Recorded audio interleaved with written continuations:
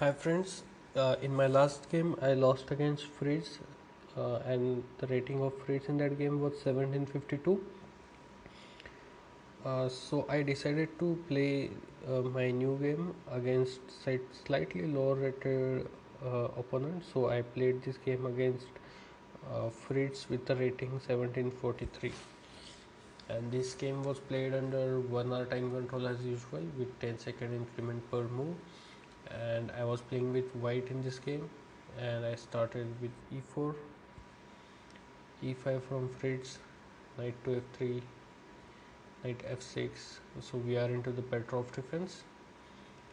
Knight takes pawn on e5, d6, knight to f3, knight takes e4, d4, d5, bishop d3 attacking the knight,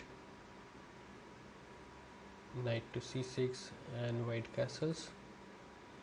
Bishop e7 preparing for the castle. Rook e1 centralizes the rook. Bishop g4 pins the knight on f3, and now knight takes d4 is the threat, and here I played bishop takes e4. There is another variation that I considered playing, and I will show you that variation. Since pawn on d4 is threatened now, I thought about playing c3, but then white has f5, knight b to d2, black castles, queen b3 eyeing up on the black's king, and knight to a5. And this position is about equal, but in this position black has a monster knight on e4. That knight is placed deep into white's position, and it is defended by two pawns. So I was not much comfortable about this position, and that's why I did not go for it, and instead I played bishop takes knight on e4,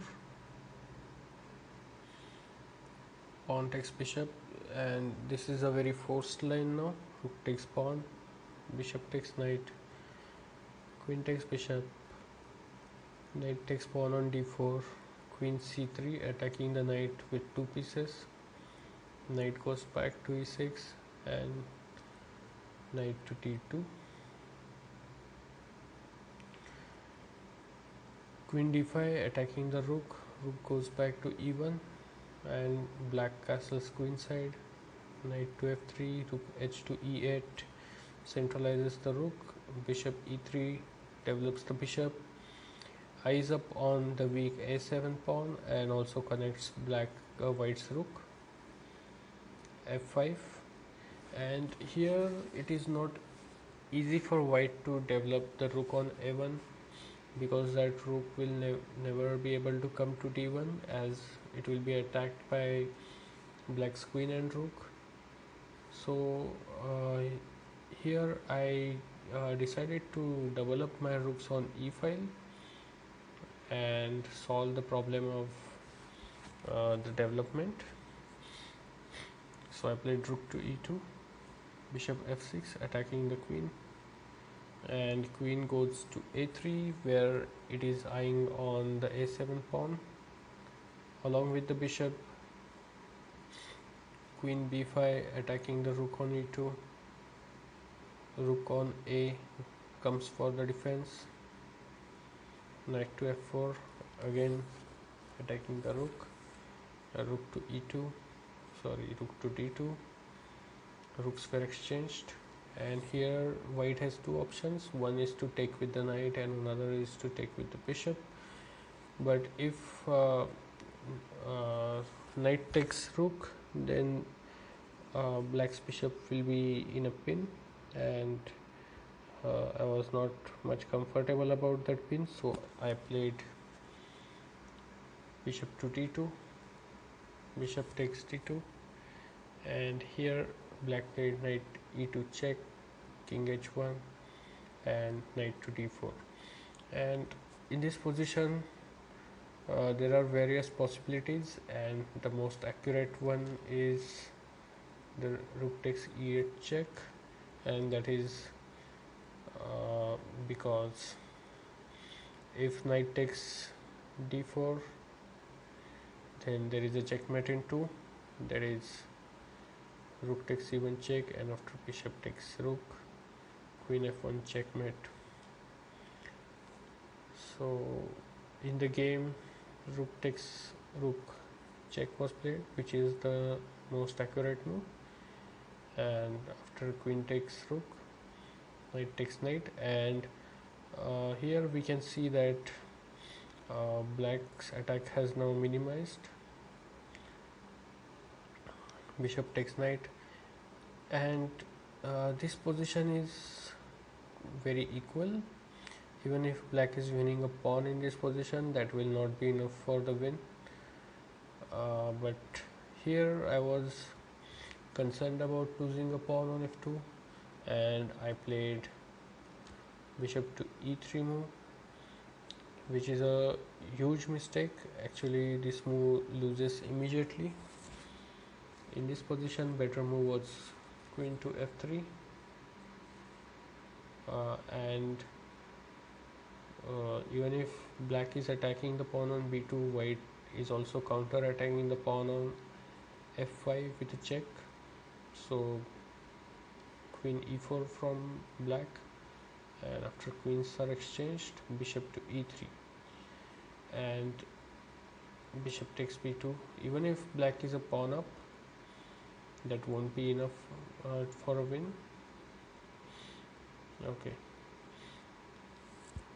so in the game, after bishop takes after bishop e3, black played f4, and here I already knew that I'm going to lose this game because the bishop is now gonna fall. The bishop cannot take either bishop or pawn because there will be a checkmate in one thread.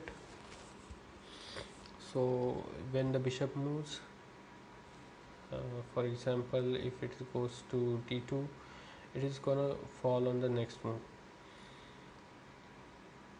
So another variation was queen to d3, and after bishop takes pawn takes bishop, pawn takes pawn, queen takes pawn, queen takes queen, and bishop takes queen. In this position, black is a clear bishop up, and black will win this game very easily.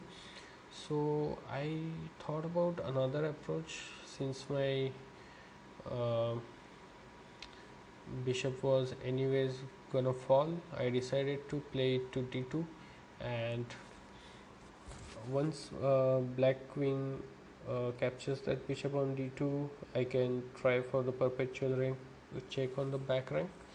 So with that plan in mind, I played bishop to d2,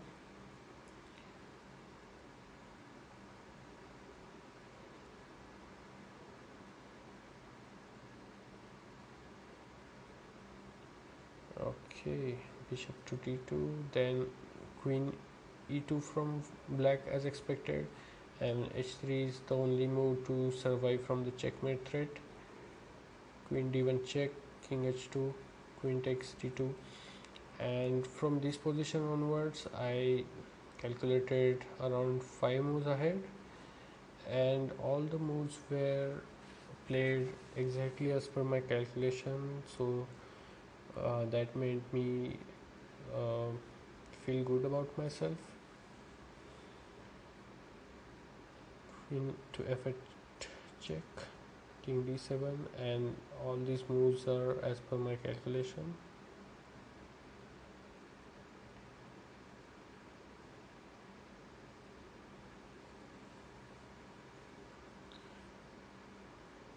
And here I am trying to draw this game with perpetual checks.